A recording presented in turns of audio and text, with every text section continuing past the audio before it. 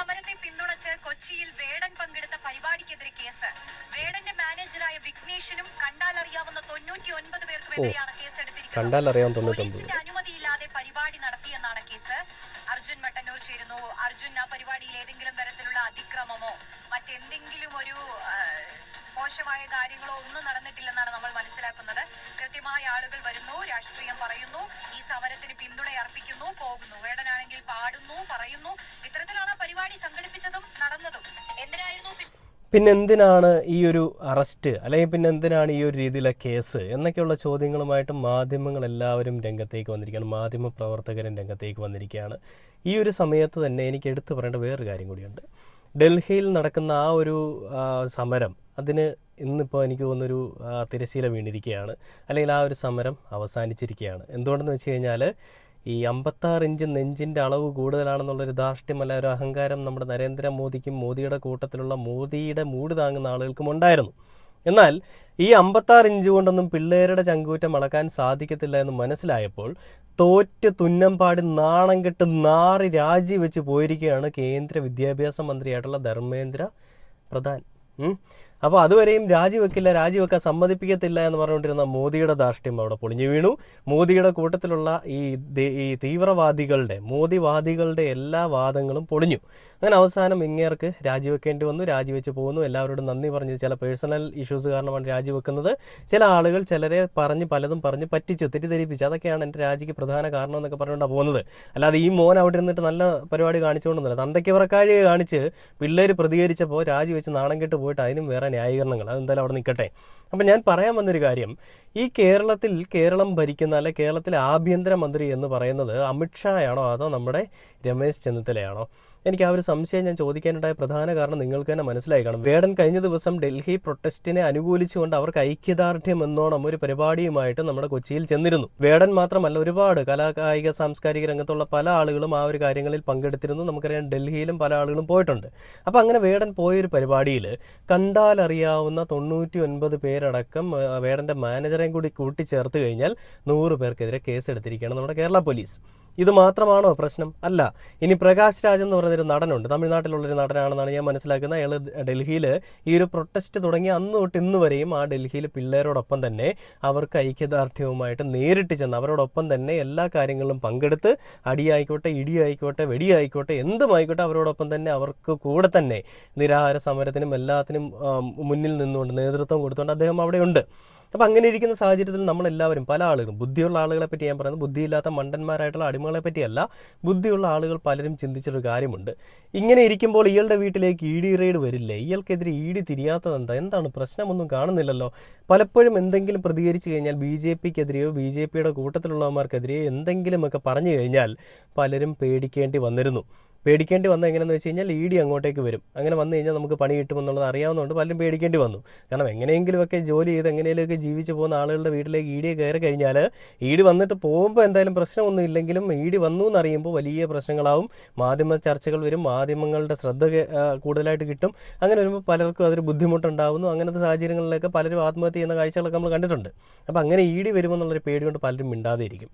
മമ്മൂട്ടിക്ക് ആ ഒരു പേടിയൊന്നും ഇല്ലാത്തതുകൊണ്ട് മമ്മൂട്ടി പ്രതികരിച്ചു. മോഹൻലാലിന് ഒരു പേടി കൂടുതലായിട്ടുള്ളതുകൊണ്ട് മോഹൻലാൽ പ്രതികരിക്കുന്നില്ല. പക്ഷേ മോഹൻലാലിൻ്റെ മോൾക്ക് പേടിയില്ലാത്തതുകൊണ്ട് പുള്ളിക്കാരി പ്രതികരിച്ചു. അപ്പോൾ അങ്ങനെ ഇരിക്കുന്ന സാഹചര്യത്തിൽ പ്രകാശ് രാജിൻ്റെ ആ ഒരു വീട്ടിലേക്ക് ഇ.ഡിയെ വിടുന്നതിന് പകരം കേരളത്തിലെ മോഡിയുടെ കുറച്ച് ആളുകളെ വിട്ടു.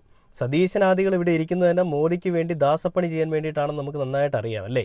എന്തുകൊണ്ടാണ് ഞാനിത് പറഞ്ഞതെന്ന് വെച്ച് കഴിഞ്ഞാൽ, അന്ന് ഈ ഡൽഹിയിൽ പ്രൊട്ടസ്റ്റ് നടക്കുന്ന സമയത്ത് ഈ നരേന്ദ്രമോദിയെ അല്ലെങ്കിൽ അവർക്കെതിരെ സംസാരിക്കുന്ന ആളുകളുടെ അടുത്ത് പോയി നമ്മുടെ വി.ഡി. സതീശൻ എന്ന് പറയുന്ന മുഖ്യമന്ത്രി ഇരിക്കുന്നൊരു കാഴ്ച നമ്മൾ കണ്ടു. എന്തിനോ വേണ്ടിയിട്ട് ഇങ്ങനെ വന്നിരുന്ന് എന്നെ ആരടാ പിടിച്ചു വിടുത്തിയത്? നരേന്ദ്രമോദിജി ഒരിക്കലും എന്നെ കാണരുതേ ഈശ്വര, നരേന്ദ്രമോദിജി കണ്ടാലെങ്ങാനും തീർന്നു എൻ്റെ അവസ്ഥ. എന്നെ വിജയിപ്പിച്ച് വിട്ടതേ അവരാണ്, അവർ വിജയിപ്പിച്ച് വിട്ടിട്ട് അവർക്കെതിരെ ഞാൻ പോയി കഴിഞ്ഞാൽ നാണക്കേടാവുമല്ലോ എന്ന് പറഞ്ഞുകൊണ്ടിരിക്കുന്ന ഒരു അവസ്ഥയിൽ ഇരിക്കുന്ന ഒരാളെ നമ്മൾ കണ്ടു.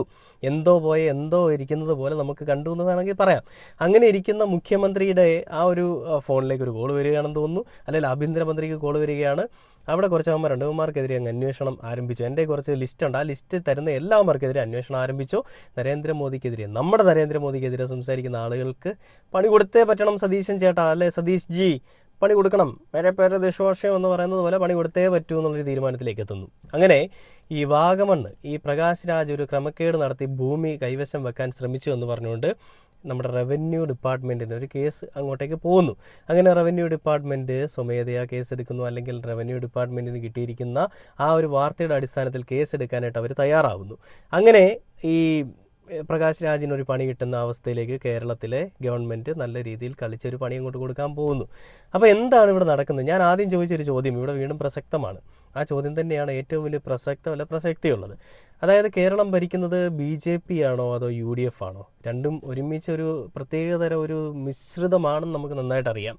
BJPയും UDFും എല്ലാം കൂടെ ചേർന്നിട്ട് BJUDF ആണോ അല്ലെങ്കിൽ BJP UDF ആണോ എന്നുള്ളതൊക്കെ നമുക്ക് പല പേരുകളിൽ വേണമെങ്കിൽ പറയാം കേട്ടോ. അപ്പോൾ അങ്ങനെ ഇതിൽ ഏതിൽ പെടും എന്നുള്ളതിനെപ്പറ്റി നമുക്ക് ആർക്കും അറിയില്ല. ഇവർക്ക് തന്നെ അറിയില്ല ഇവർ ഏതിൽ പെടുമെന്നുള്ളത്. അഭിപ്രായങ്ങളില്ല, നിലപാടുകളില്ല, നിലവാരമില്ല. ഇനി ആണത്തമുണ്ടോ എന്ന് ചോദിച്ചാൽ അതുമുണ്ടോ എന്ന് നമുക്ക് അറിയാൻ പറ്റില്ല. അങ്ങനത്തെ കാര്യങ്ങളാണ് ഇന്ന് പറയുന്നതല്ല നാളെ പറയുന്നത്. അപ്പപ്പോൾ കാണുന്നവനെ അപ്പ എന്ന് വിളിക്കുന്നത് രാഷ്ട്രീയക്കാരുടെ ഒരു പ്രത്യേക സ്വഭാവമാണെങ്കിലും ആ കാര്യം തന്നെ ഇങ്ങനെ വലിയ രീതിയിൽ ഞങ്ങൾ അങ്ങനെയാണ്, ഞങ്ങൾ മാറാൻ തയ്യാറല്ല, മാറാൻ പോകുന്നുമില്ല എന്ന് പറയുന്ന രീതിയിലേക്ക് ഒരിക്കലും പട്ടിയുടെ വാല് 12 കൊല്ലം കുഴലിലിട്ടാലും നിവരില്ല എന്നൊരു പഴഞ്ചൊല്ലുണ്ടല്ലോ, എന്ന് പറയുന്ന പോലെ ഒരിക്കലും നിവരാൻ ഞങ്ങൾ സമ്മതിക്കത്തില്ലടാ എന്ന് പറയുന്ന രീതിയിലേക്ക് കാര്യങ്ങൾ പോകുന്ന രീതിയിലാണ് പൊയ്ക്കൊണ്ടിരിക്കുന്നത്. അപ്പോൾ ഈ ഒരു സാഹചര്യത്തിൽ എന്താണ് ഇവർ ഉദ്ദേശിക്കുന്നത്? വേടനെതിരെ വീണ്ടും കേസ്. അപ്പോൾ ഇങ്ങനെ കേസ് എടുക്കുന്നവന്മാർക്കെതിരെ അല്ലെങ്കിൽ ഈ രീതിയിൽ കളിക്കുന്നവന്മാർക്കെതിരെ അതിരൂക്ഷ വിമർശനവുമായിട്ടാണ് ഗോവിന്ദൻ, MV ഗോവിന്ദൻ എന്ന് പറയുന്ന പാർട്ടി സെക്രട്ടറി രംഗത്തേക്ക് വന്നത്. അദ്ദേഹം പറയുന്ന ചില കാര്യങ്ങളുണ്ട്, അതോടെ ഞാൻ കാണിച്ചു തരാം, കണ്ടുനോക്കാം. പ്രതിഷേധിക്കുന്നവർക്കെതിരായിട്ട് കേസാണ് കേരളത്തിൽ. വി.ഡി. സതീശൻ അവിടെ പോയി കുത്തിയിരുന്നിട്ട് രാഹുൽ ഗാന്ധിയുടെ അടുത്തിരുന്നിട്ട് എനിക്ക് ട്രെയിനിന്റെ സമയമായി എന്ന് പറഞ്ഞിട്ട് ഇങ്ങോട്ട് വന്നതാണ്. അത് നമ്മളെല്ലാരും കണ്ടിയാണ്. തീർച്ചയായും രാഷ്ട്രീയം നോക്കുമ്പോഴേക്ക് വി.ഡി. സതീശൻ ഇല്ല, കർണാടക മുഖ്യമന്ത്രി ഉണ്ടായിരുന്നു. എനിക്ക് ട്രെയിനിന്റെ സമയമായി എന്ന് പറഞ്ഞിട്ടാണ് സമയം കൊണ്ട് മുമ്പ് പോയി ഇങ്ങോട്ട് വന്നിരിക്കുക. അത് കുഴപ്പമില്ല, വന്നോട്ടെ, നമുക്ക് തർക്കമില്ല. പക്ഷെ ഇവിടെ വന്നിട്ട് വേടൻ പാട്ട് പാടിയപ്പോ വേടനെതിരായിട്ടാ കേസ്. വേടനെതിരായിട്ട് കേസെടുത്തിരിക്കുകയാണ് എറണാകുളത്ത്. ഞാനിപ്പോ വേടൻ എന്നെ വിളിച്ചിപ്പോ ഞാൻ പത്രസമ്മേളനത്തിൽ പറഞ്ഞു വേടനെ പറ്റി. ഈ രാജ്യം അറിയുന്ന ഏറ്റവും പ്രധാനപ്പെട്ട ഒരു കലാകാരനാണ് വേടൻ. പുതിയ തരത്തിൽ ജനങ്ങളെ, പ്രത്യേകിച്ച് യുവതി യുവാക്കളെ എല്ലാം ആകർഷിക്കുന്ന, ചെറുപ്പക്കാരെ ആകർഷിക്കുന്ന പാട്ടുകാരൻ. ആ വേടനെതിരായിട്ട് ഇങ്ങനെ കേസെടുത്തിരിക്കുകയാണ്. എന്നോടിപ്പോ വേടൻ പറഞ്ഞത് 2 ദിവസം കഴിഞ്ഞ് എറണാകുളത്ത് അതിവിപുലമായ രീതിയിൽ ഇതിനെതിരായ ശക്തമത്തായ പ്രതിഷേധം ഞാൻ വീണ്ടും നടത്താൻ പോവുകയാണെന്നാണ് വേടൻ ഇന്ന് ഇപ്പോഴെന്നോട് പറഞ്ഞത്. കണ്ടില്ലേ? ഇടതുപക്ഷ സർക്കാർ ഇവിടെ ഇരിക്കുന്ന സമയത്ത് BJPയുടെ ടീംസ് കളിച്ച കളികൾ നമുക്കറിയാം.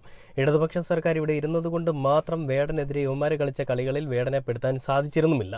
അതായത് കൃത്യമായിട്ടുള്ള നിശ്ചയദാർഢ്യവും അർപ്പണബോധവുമുള്ളൊരു സർക്കാർ ഇവിടെ ഉണ്ടായിരുന്ന സമയത്ത് ഇവന്മാർക്കൊന്നും ഇവിടെ കയറി മെഴുകാൻ സാധിച്ചില്ല. എന്നാൽ അന്ന് കിട്ടാത്ത കുറേ കാര്യങ്ങൾ ഇന്ന് ഉണ്ടാക്കിയെടുക്കാൻ വേണ്ടി ശ്രമിക്കുകയാണ്. അന്ന് വേടൻ്റെ ഫ്ലാറ്റിലേക്ക് കയറി ചെല്ലുന്നു, കുറേ കറിക്കത്തുകൾ അവിടെ കണ്ടിട്ട് അത് വേടൻ്റെ ആയുധശേഖരമാക്കിയിട്ട് ഇവർ റിപ്പോർട്ട് എഴുതുന്നു. പിന്നെ വേടൻ്റെ കൂട്ടുകാരുടെ കയ്യിൽ നിന്ന് പിടിച്ച ഒരു കുറച്ചെന്തോ കഞ്ചാവ് കുറച്ചായാലും കൂടുതലായാലും തെറ്റാണ്, അത് വേടനും പറഞ്ഞിട്ട് തെറ്റാണെന്നുള്ളത്. പിന്നെ വേടൻ്റെ കഴുത്തിൽ കിടക്കുന്ന, വേടൻ്റെ ഉശിരുള്ള നെഞ്ചിൻ്റെ മുകളിൽ കിടക്കുന്ന ഒരു പുലിപ്പല്ല് അതൊരു വലിയ വിഷയമായിട്ട് അവർ കൊണ്ടുവരുന്നു. പുലിപ്പല്ലും പിടിച്ചുകൊണ്ട് പോയിട്ടുള്ള നമ്മുടെ EDയും അല്ലെങ്കിൽ VDയുടെ ആളുകളും അല്ലെങ്കിൽ മോഡിയുടെ ആളുകളും ഒക്കെ അവസാനം പുലിവാല് പിടിക്കുന്ന രീതിയിലേക്ക് മാറുന്നത് നമ്മൾ കണ്ടതാണ്.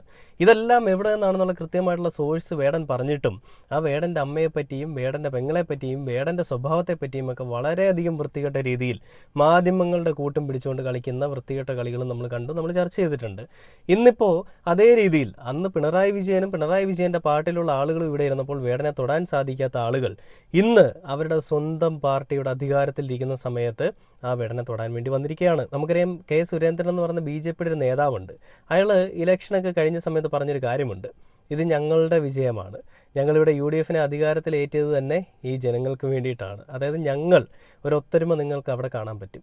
LDF വിജയിച്ച സമയത്തോ അല്ലെങ്കിൽ LDFൻ്റെ വിജയങ്ങൾ രണ്ടാമത്തെ തവണ വിജയിച്ച സമയത്തോ LDFൻ്റെ ഓരോ കാര്യങ്ങളിലും അവരുടെ തോൽവിയുടെ സമയത്തോ ഒന്നും ഞങ്ങളുടെ തോൽവിയാണെന്നോ അവർ വിജയിച്ച സമയത്ത് ഞങ്ങളുടെ വിജയമാണെന്നോ പറയാനായിട്ട് ഈ ടീംസിനെ കണ്ടിട്ടില്ല. കാരണം ഈ ടീംസിനെ അവർ അടുപ്പിച്ചിട്ടുമില്ല.